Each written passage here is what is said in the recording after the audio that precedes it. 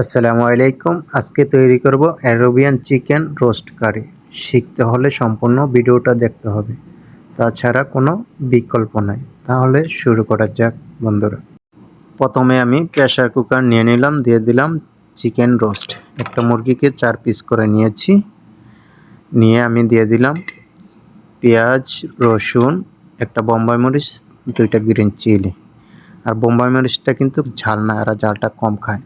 এরপর দিয়ে দিলাম মিক্স মশলা, তেজপাতা, লবণ, হালকা মরিচের গুঁড়া, হালকা হলুদের গুঁড়া, এলাচ, দারচিনি দিয়ে একটু মিক্স করে নিব, ঠিক আছে। এরপর আমি দিয়ে দিলাম হালকা একটু তেল দিয়ে ভালো করে একটু ম্যারিনেট করে নেব, ঠিক আছে। আজকে রোস্টটা আমি তৈরি করব প্রেসার কুকারে। এখানে আমি যাবতীয় মশলা সব কিছু একেবারে দিয়ে দেব, ঠিক আছে। আর আপনারা চিকেনের সাথে মশলাগুলো ভালো করে মিক্স করে নেবেন, ঠিক আছে।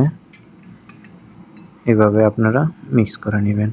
আর এদিকে আমি দিয়ে দিব 2 কাপ পরিমাণে পানি, ঠিক আছে। এই পানিটা দিয়ে আমি চিকেন রোস্টটা তৈরি করে নিব। এরপরে দিয়ে দিলাম হালকা একটু 1 চামচ পরিমাণে টমেটো পেস্ট দিয়ে আমি প্রেসার কুকারের ঢাকনাটা লাগিয়ে দিব, ঠিক আছে। ঢাকনাটা আপনারা টাইট করে লাগিয়ে দিবেন, এভাবে আপনারা লাগিয়ে দিবেন। আর যে একটা বল্টু আছে, এই ছোট বল্টুটা চেক করে নেবেন হাওয়া মারে কিনা এটা। আর এদিকে আমি রান্না করব অ্যারাবিয়ান হোয়াইট রাইস। আমি চাউলটা দিয়ে দিলাম লবণ, ধনিয়া, জিরার আস্তা জিরা আর একটা লবি, আর হালকা একটু তেল দিয়ে দিলাম যাতে চাউলটা জমাট না বেঁধে যায়, ঠিক আছে। তো এইভাবে আপনারা হোয়াইট রাইসটা তৈরি করবেন। আর হোয়াইট রাইসটার পানিটা আমি ফেলে দেবো যখন আমার চাউলটা হয়ে যায়।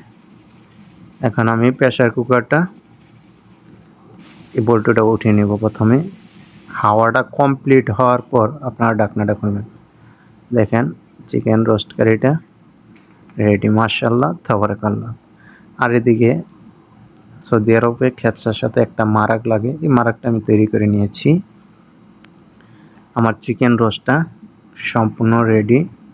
এখন আমি একটা সার্ভিং বলে বেড়ে নেব। চিকেন রোস্টটা দিয়ে দিলাম, কত সুন্দর একটা কালার আসছে। তো এভাবে আপনারা চিকেন রোস্টটা তৈরি করে নিতে পারেন। আর যেহেতু আমি প্রেসার কুকারে রান্না করছি, মাংসটা একদম সফট হয়ে গেছে, ঠিক আছে। বেশি কিন্তু আপনারা প্রেসার কুকারে রান্না করতে হবে না। 15 থেকে 20 মিনিট রান্না করলে আপনার চিকেনটা রেডি হয়ে যাবে। এর বেশি যদি আপনি রান্না করেন, মাংসটা একবারে পুরো রোস্টটা থাকবে না, ছিঁড়ে যাবে বা ছুটে যাবে, ঠিক আছে। এইভাবে আপনারা চিকেন রোস্টটা রান্না করবেন। আর এদিকে আমি হোয়াইট রাইসটা রান্না করেছি, দেখেন কতটা ঝরঝরে হয়েছে। আর এদিকে একটা মারাক আছে। তো এইভাবে আপনারা খাবারটা পরিবেশন করতে পারেন। আজকে আমার ভিডিওটা যদি আপনাদের কাছে ভালো লেগে থাকে, প্রবাসী রান্নাঘর পেজটাকে ফলো করে দিবেন। আমার ইউটিউব চ্যানেল মরিচ বাটা চ্যানেলটা সাবস্ক্রাইব করে পরে বেল আইকনটি বাজিয়ে দিবেন। এ পর্যন্ত ভালো থাকবেন, টেক কেয়ার, আল্লাহ হাফেজ। সকলের সুস্বাস্থ্য কামনা করছি।